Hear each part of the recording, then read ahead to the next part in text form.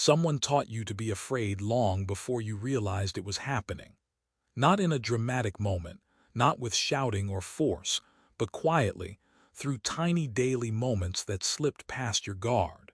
And now, without noticing, fear sits in your mind and tells you where to look, what to avoid, and who you're allowed to be. Here's the part nobody tells you. Fear doesn't control you because it's big. It controls you because you practice it in very small ways every day. The single habit is this: you keep checking for danger first, before hope, before curiosity, before trust. Every time you wake up and reach for bad news, every time you assume the worst before it happens, every time your mind asks, what if something goes wrong instead of what if I'm okay, you're training your brain. Your brain is simple. It's not wise or cruel. It's more like wet clay. Whatever you press into it over and over becomes its shape. When you repeatedly look for fear, your brain learns that fear must be important. It starts scanning the world for threats even when you're safe. It tightens your body. It lowers your voice inside your head. It makes you hesitate. And the scary part is, it all feels normal after a while.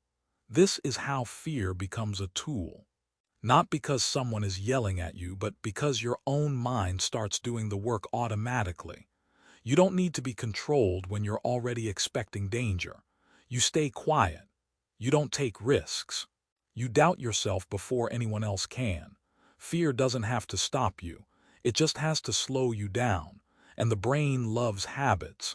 It doesn't care if they hurt you or help you. If you repeat something, it assumes you need it to survive. So the more you practice fear, the faster your brain reaches for it. It becomes the default setting. Not because you're weak, but because you're human. But here, the quiet shift. The habit can change the same way it formed.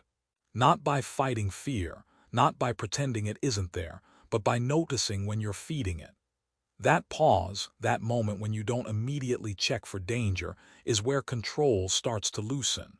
You don't have to be fearless to be free. You just have to stop rehearsing fear as your first response. Because what you practice in your mind becomes the voice that guides your life. And right now, you get to decide which voice you keep listening to.